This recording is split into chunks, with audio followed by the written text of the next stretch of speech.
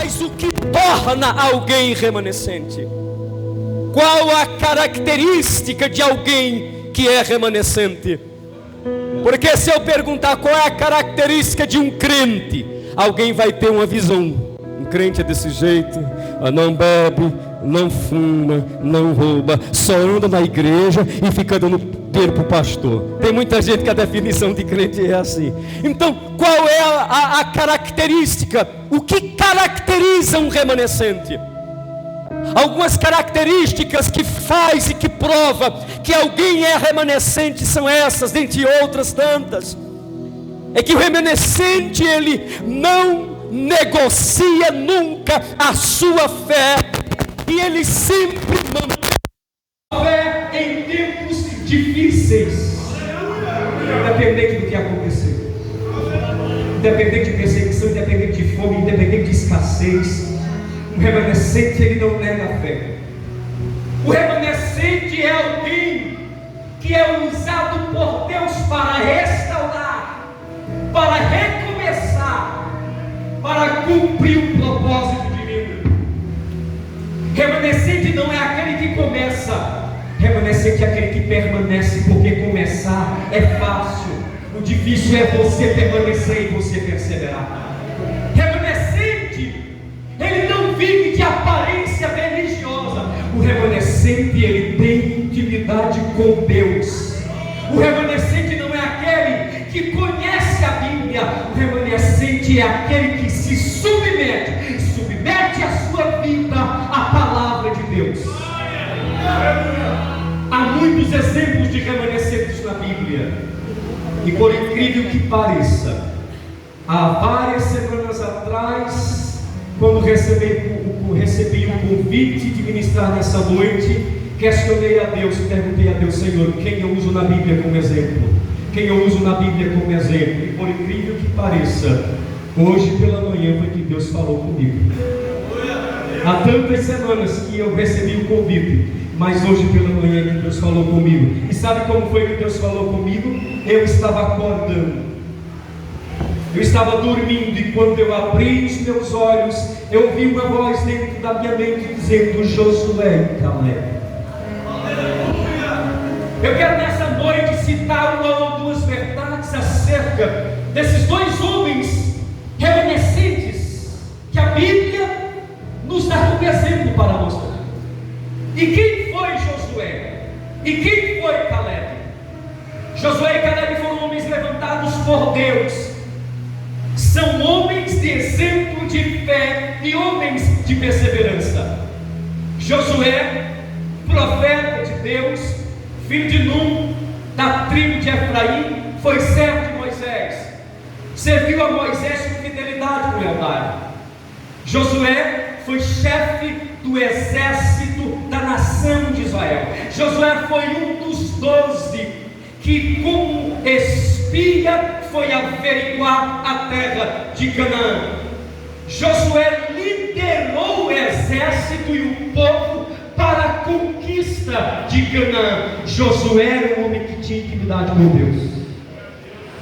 Caleb era da tribo de Judá e filho de Jefoné, e também foi um dos 12. Quando Moisés mandou averiguar Canaã, o Senhor disse a Moisés que ele deveria enviar um príncipe de cada tribo. E Moisés separou 12 homens, 12 príncipes, e cada um desses príncipes era de uma das tribos da nação de Israel. Dentre esses 12 homens, 2, Josué e Caleb, esses remanescentes, os únicos homens que voltaram da averiguação da terra com um relatório que agradou não somente a Moisés, mas que agradou o coração de Deus, enquanto os outros 10 príncipes, eles injetaram no coração do povo medo, com um relatório que não agradou ao povo e fez o povo gritar de desespero. Caleb e Josué, 2 remanescentes, que nessa noite eu tomo como exemplo para trazer para a nossa vida o que nós podemos aprender com eles? O Senhor, falando com Moisés acerca de Caleb, disse assim: este homem, Caleb, nele existe um espírito diferente, porque ele perseverou em me seguir e me servir, por isso ele entrará em Canaã. Aliás, de 1.500.000 pessoas que saíram da escravidão do Egito, liderado por Moisés, nenhum deles entrou em Canaã, todos eles morreram no deserto. As únicas pessoas que saíram do Egito como escravo e entraram em Canaã só foram esses dois, Josué e Caleb. Quem entrou na terra foram os filhos dos escravos que saíram do Egito, mas que nasceram eles durante a peregrinação do deserto. Mas Josué e Caleb, por serem remanescentes fiéis a Deus, eles poderão entrar na terra prometida. Quero que você abra comigo a sua Bíblia rapidamente ali em Números, capítulo de número 13. Números, capítulo de número 13. Louvado seja Deus. Versículo 1, acompanhe comigo. Eu vou citar a vocês os versículos e você acompanha comigo. Números capítulo 13, verso 1 diz assim: disse o Senhor a Moisés: envia homens que espiem a terra de Canaã, que eu hei de dar aos filhos de Israel. De cada tribo de seus pais enviareis um homem, sendo cada qual príncipe entre eles. Verso 25 ao verso 28. Ao cabo de 40 dias, voltaram de espiar a terra. Caminharam e vieram a Moisés e a Arão e a toda a congregação dos filhos de Israel no deserto de Parã, a Cádiz. Deram-lhes conta a eles e a toda a congregação e mostraram-lhe o fruto da terra. Relataram a Moisés e disseram: fomos à terra que nos enviaste, e verdadeiramente mana leite e mel. Este é o fruto dela. O povo, porém, que habita nesta terra é poderoso. As cidades muito grandes e fortificadas, também vimos ali os filhos de Anak. Verso 30 em diante, a Bíblia diz assim: então Caleb fez calar o povo perante Moisés e disse: eia, subamos e possuamos a terra, porque certamente prevaleceremos contra ela. Porém, os homens que com ele tinham subido disseram: não poderemos subir contra aquele povo, porque é mais forte do que nós. E diante dos filhos de Israel, infamaram a terra que haviam espiado, dizendo: a terra pelo meio da qual passamos a espiar é terra que devora os seus moradores, e todo o povo que vimos nela são homens de grande estatura. Também vimos ali gigantes. Os filhos de Anak são descendentes de gigantes. Éramos aos nossos próprios olhos como gafanhotos, e assim também o éramos aos seus olhos. Aqui você está vendo o relato de 10 pessoas quando receberam a missão de olhar aquela terra. Outras 2 pessoas disseram: sim, é verdade, lá tem gigantes. Sim, é verdade, são mais poderosos do que nós. Porém, tem detalhe. Josué e Caleb disseram: o detalhe é que Deus está conosco e nós vamos conseguir. Os outros 10 disseram: não, nós não conseguimos, é grande demais. A guerra é muito grande, o inimigo é mais poderoso, não vamos conseguir. E por conta desse relato, a Bíblia diz que o povo começou a gritar em desespero. Josué e Caleb, mesmo trazendo um relatório agradável, o povo preferiu dar ouvidos a uma mensagem que abatia a fé. O povo preferiu dar ouvidos a uma mensagem que entristecia o coração. O povo preferia dar ouvidos a uma voz que não era a voz de Deus. Enquanto Josué e Caleb batiam no peito dizendo: Deus é conosco e conseguiremos, o restante do povo clamava, gritava e chorava em desespero. Primeira verdade que eu quero que você entenda nessa noite: remanescente nunca nega a realidade, mas ele mira a promessa.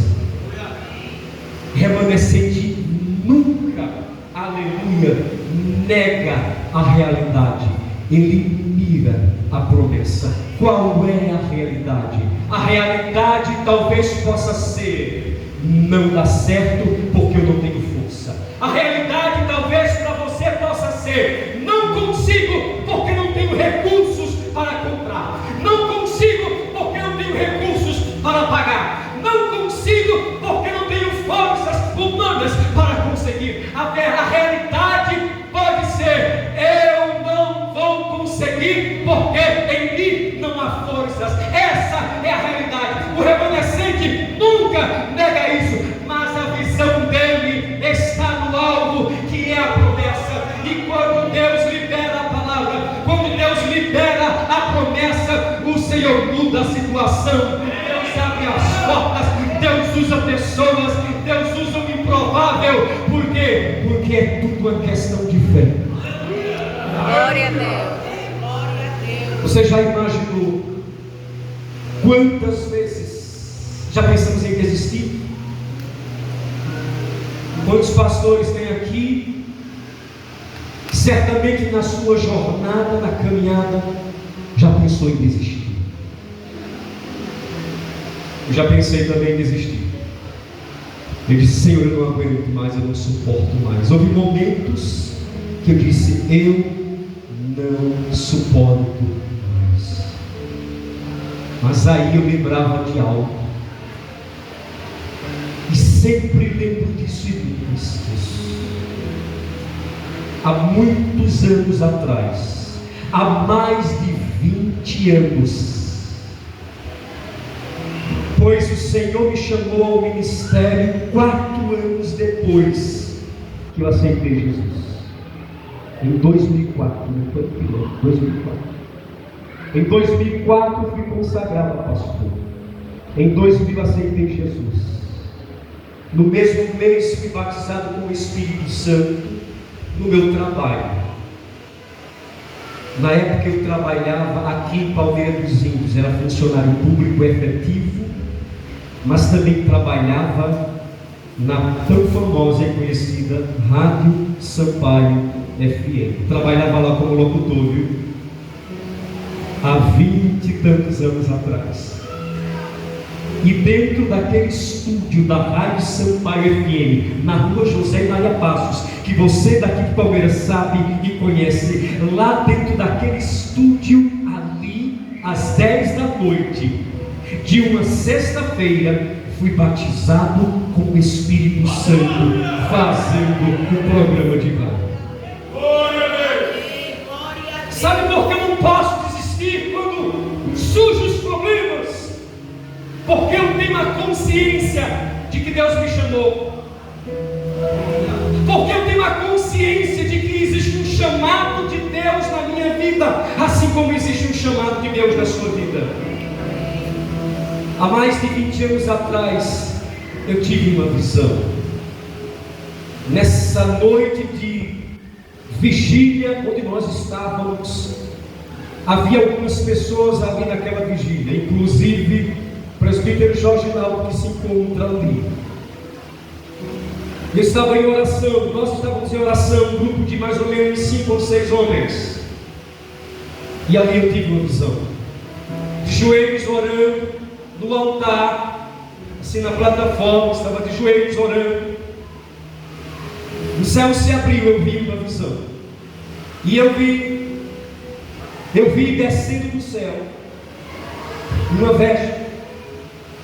Eu vi descendo do céu uma roupa. Essa roupa, ela era parecendo um vestido. A roupa, ela vinha até aqui no tornozelo. E a roupa, as mangas da roupa, vinha até aqui, na articulação do punho. Então eu vi aquela roupa vindo. Eu não estava dormindo, eu estava orando. E aquela roupa vinha vindo assim, igual. E por que eu sei que aquela cabia justamente na articulação do punho e do tornozelo, porque aquela roupa veio e me vestiu, e quando aquela roupa veio e me vestiu, eu ouvi uma voz dizendo: esta é a veste do sacerdote. Amém. Glória a Deus. E quando aquela visão cessou, o presbítero Jorginaldo chegou para irmão Hector, diácono Hector, presbítero do Sei: olha, Deus manda te dizer a você que hoje Deus está lhe vestido com vestes sacerdotais. Eu olhei para ele e disse assim: meu filho, a você Deus mandou falar, a mim ele me mostrou agora.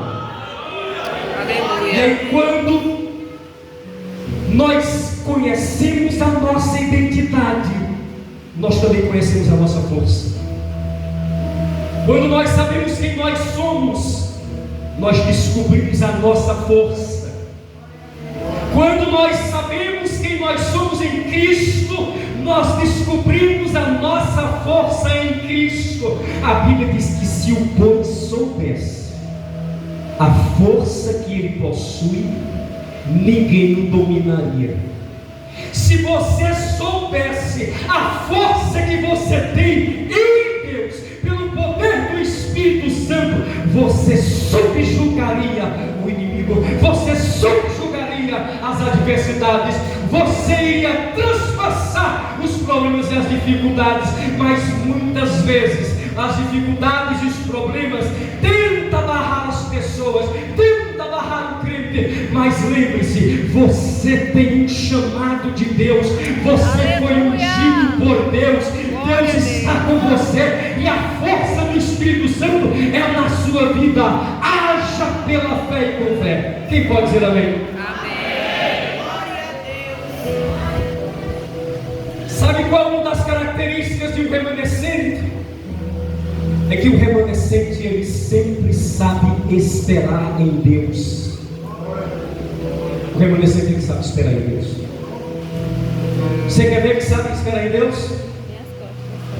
Quantos anos antes de eu ser transferido para a igreja de Matriz de Camaragibe, quantos anos antes da minha transferência, Deus falou a você que você seria pastor desta igreja? Começou a falar em 2009. 2009, vocês ouviram? 2009, Deus falou a ela: você vai ser a pastora desta igreja. Sabe quando eu fui transferido?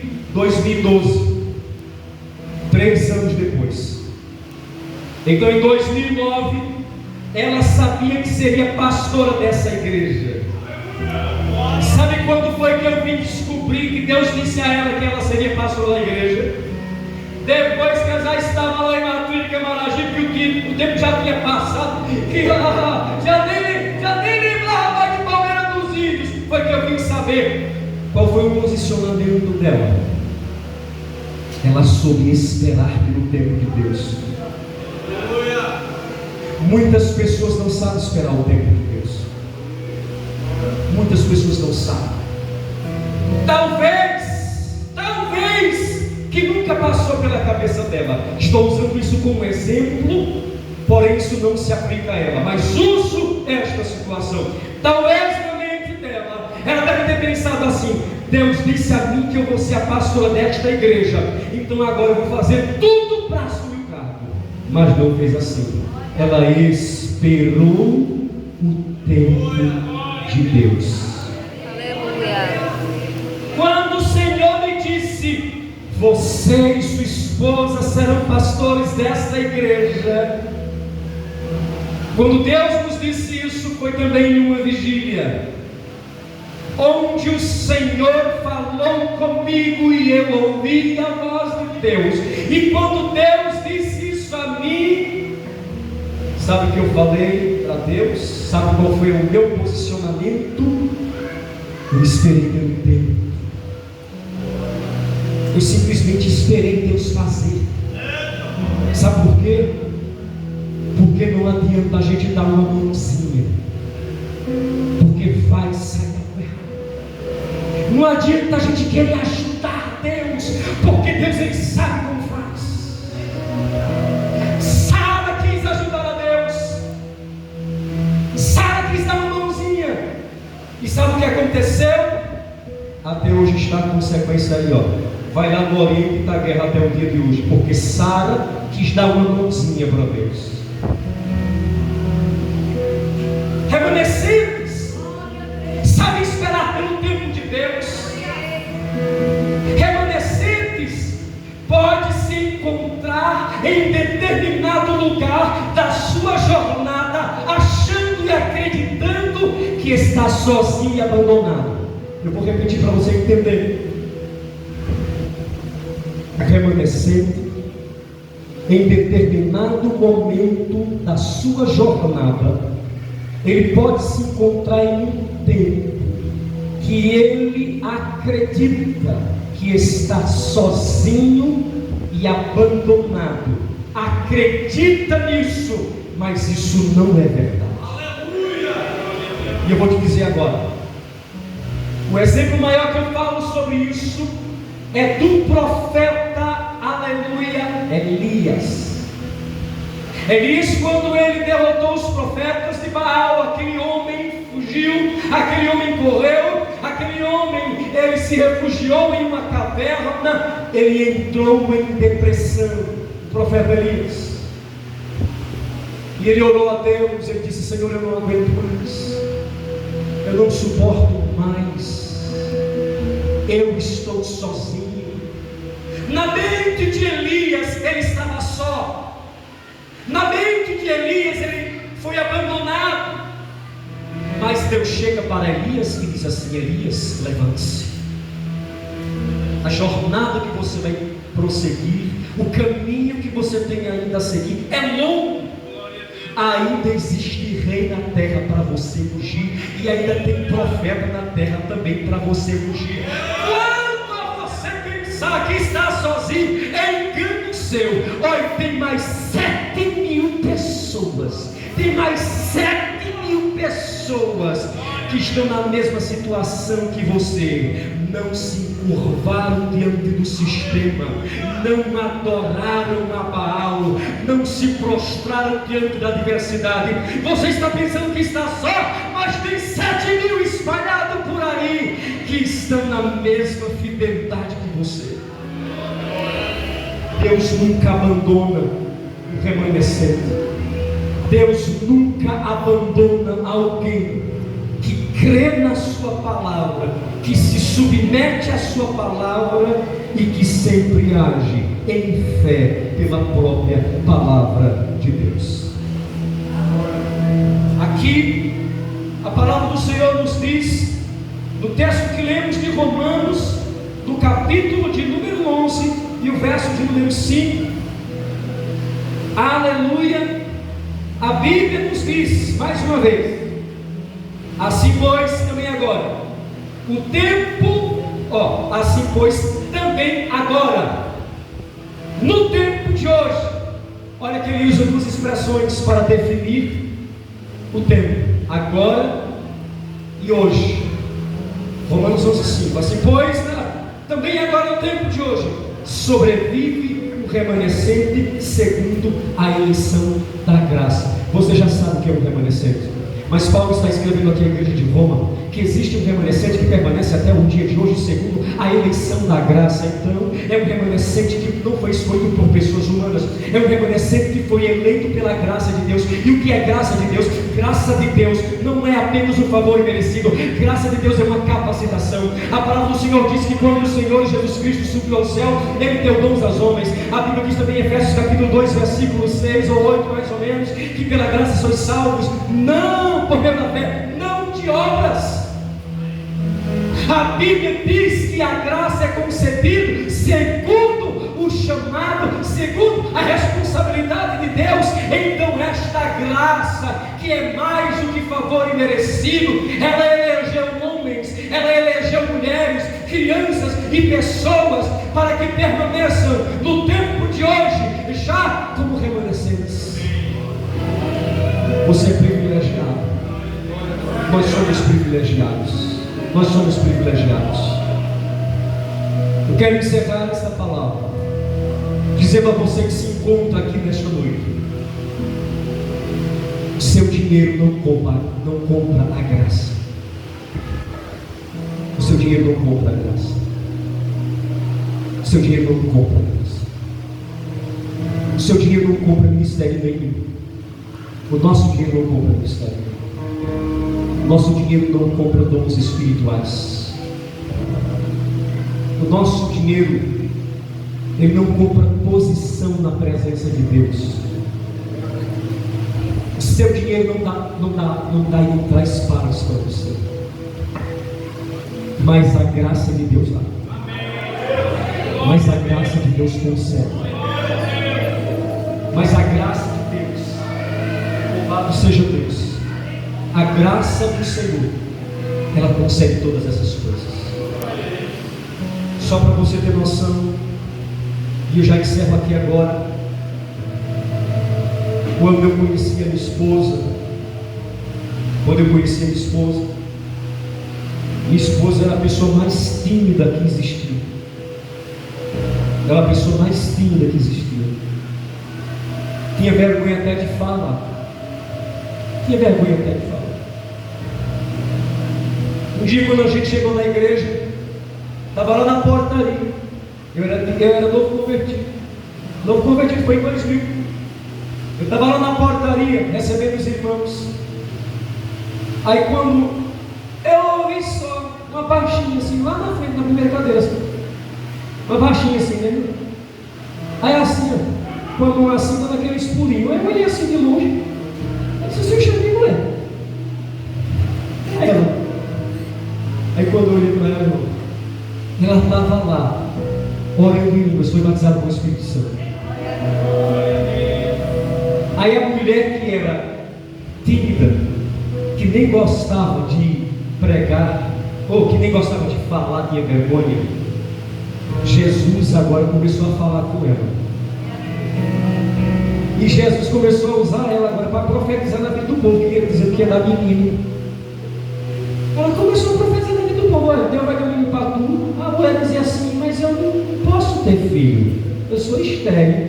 Ela disse assim: mas Deus disse que vai me dar. Aleluia. E não só foi um, nem dois, nem três, foram vários.